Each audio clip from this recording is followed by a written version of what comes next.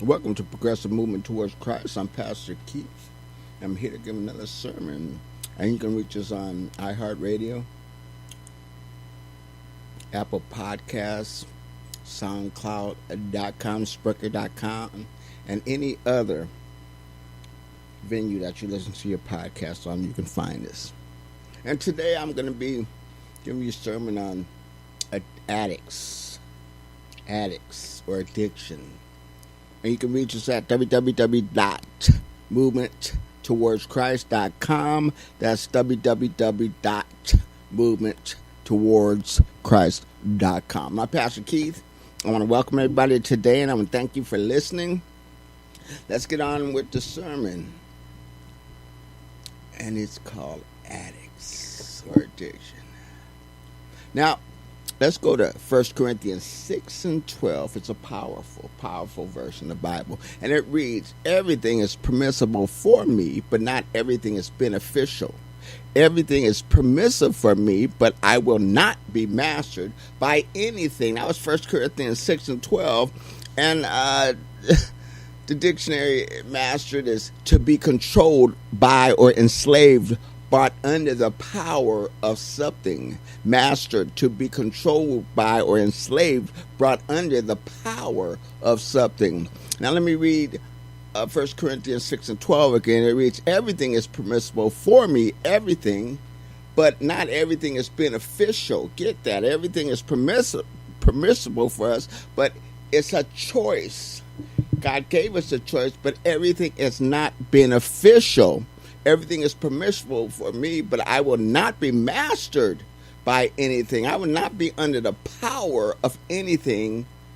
And, we talk about addiction, and, we know that there's addicts and to alcohol, to pot, to drugs, to a lot of things. And all addicts aren't bad. All addicts aren't bad, because I'm addicted to the Lord Jesus Christ. I've got to have him in my life. I've got to talk to him constantly every day, and that's an addiction, but it's a good addiction. It's something good to have. But most addictions, when we talk about addictions, they're bad. And alcohol is one of the worst, and smoking pot, cocaine, there's just so many out there you can name, and that people are addicts. That means they're controlled, they're mastered by it, they're under the power. They can't do without it. And you can find yourself being addicted to coffee, and you can't stop. I tell you, I'm addicted to chocolate. No matter how hard I try, I've got to have my chocolate cake, my chocolate chip cookies, I'm not kidding. But be truthful, I can get off at any time I want, but I have to want something else. Something else has to take its place. Like, I want to lose weight, so I have to stop eating chocolate. Just like I got to stay away from sins and the devil if I want to be close to God. And we have to give up something to get something. It's an action word that I keep telling you, that we have to do something in order to get something. So we have to choose something else to get away from the devil, and that something else is God, the Lord Jesus Christ. Now, there's 5 steps to wreck your life. And how do you become an addict? That's what I want to know. And how do you become an addict? There's 5 things that wreck your life and make you become an addict. But first, I'm going to read from Isaiah 44, 14 through 15 and 18 through 20. That's Isaiah 44, 14 and 15 and 18 through 20. And it reads, he cut down cedars, or perhaps took a cypress or oak. In 15 it reads, some of it takes and harms himself. He kindles a fire and bakes bread, but he also fashions a god and worships him. He makes an idol and bows down to it. He prays to it and says, save me. You are my God. And 18 says, the eyes are plastered over so they cannot see, and their minds closed so they cannot understand. So 19 it reads, no one stops to think, half of it I use for fuel. Shall I make a disdainable thing from what is left? Shall I bow down to a block of wood? And in 20 it reads, he feeds on ashes, a deluded heart misleads him. He cannot save himself or say, is not this thing in my right hand a lie? Think about this. He cuts down a tree, and half of it he uses for good, for warmth, for keeping warm, for cooking his food. Now that's the good thing. But when he takes the rest of the wood and fashions a god out of it and starts worshiping and bow downing to it and says, save me, you are my God, that's bad.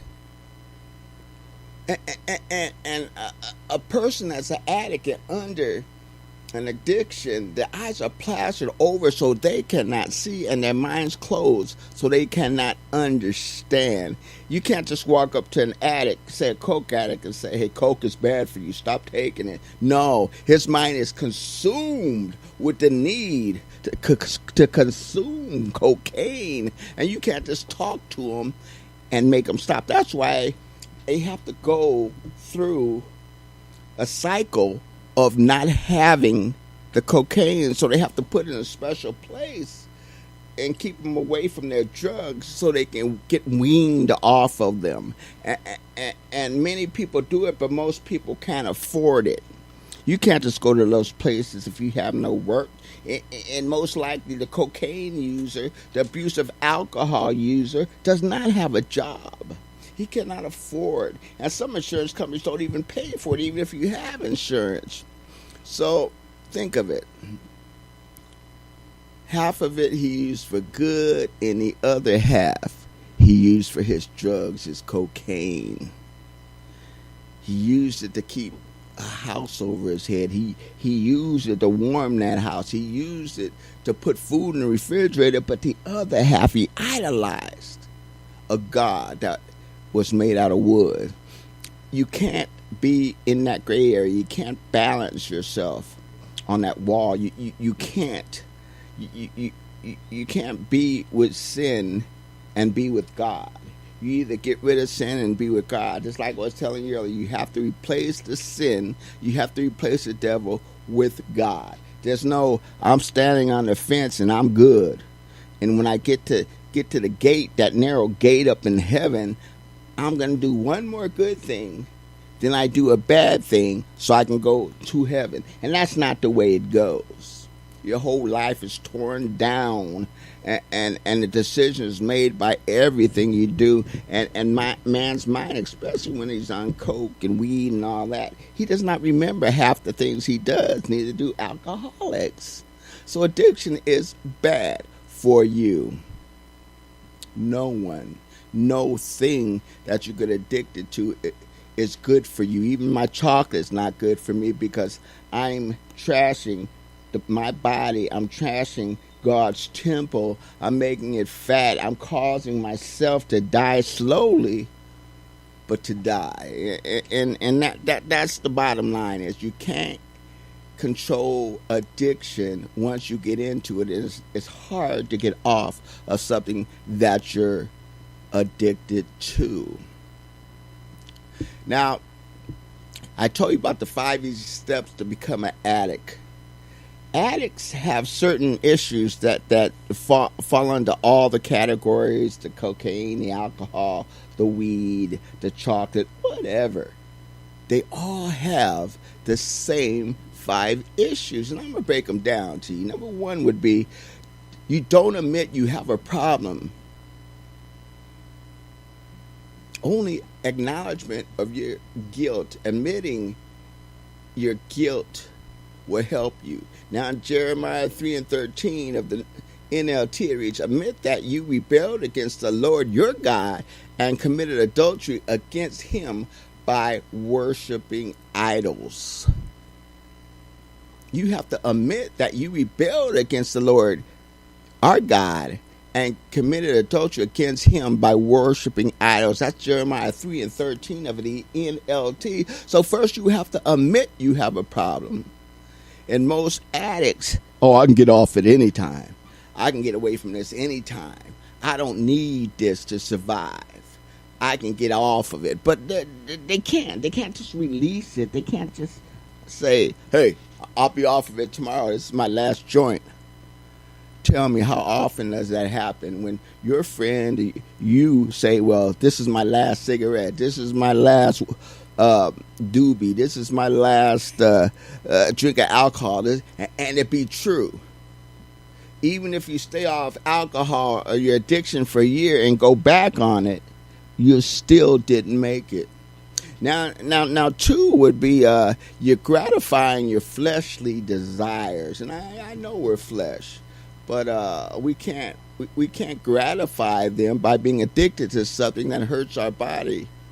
Now, in Galatians 5:16 through 18, it reads, so I say, live by the Spirit, and you will not gratify the desires of a sinful nature. And 17 reads, for the sinful nature desires what is contrary to the Spirit, and the Spirit what is contrary to the sinful nature. They are in conflict with each other, so that you do not do what you want. So being sinful is contrary to the Spirit, and the Spirit is contrary to a sinful nature. So you have to walk away. You have to be able to walk away of all your fleshly desires in order to come to God. In order to come to God. I just want to say that one more time now. The third thing I want to talk about in addiction would be rationalize your behavior and make excuses. Now, in Luke 14:18 through 20 reads, but they are alike began to make excuses. The first said, I just brought a field and I must go see it. Please excuse me. Another said, I have just brought 5 yoke of oxen and I'm on my way to try them out. Please excuse me. And in 20 says, still another, I just got married, so I can't come. Luke 14:18. So he read the last one, rationalized, and made it an excuse so he wouldn't have to do what he needed to do. He said he was married, so he can't come. That's an excuse. The other two, the one go see his oxen, and one said, I brought a field, so I must go see it. Please excuse me. Please excuse me. They're all excuses not to do something that you need to do. You rationalize your behavior and make excuses for not doing what you're supposed to be doing. I can't do this because I got to go see my oxen. I can't do this because I got to go see my field. I can't do this because I just got married. I can't do this. I can't do this. I can't do that. I can't do this. That's part of an addiction because you rationalize. Now, 4, you keep your addiction a secret. In Proverbs 28:13 it reads, he who conceals his sins does not prosper, but whoever confesses and renounces them finds mercy. So if you conceal your sin, you won't prosper, you won't grow in God. If you confess or renounce your sin, God finds mercy for you. And that's what we all need to do. Have mercy in the Lord Jesus Christ. Now, 5, depend on your own power, never God's.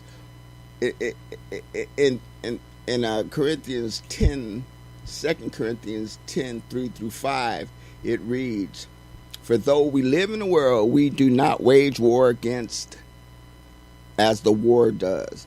Number 4, the weapons we fight with are not the weapons of the world. On the contrary, they have divine power to demolish strongholds. In 5, it reads, we demolish arguments and every pretension that sets itself up against the knowledge of God, and we take captive every thought to make it obedient to Christ.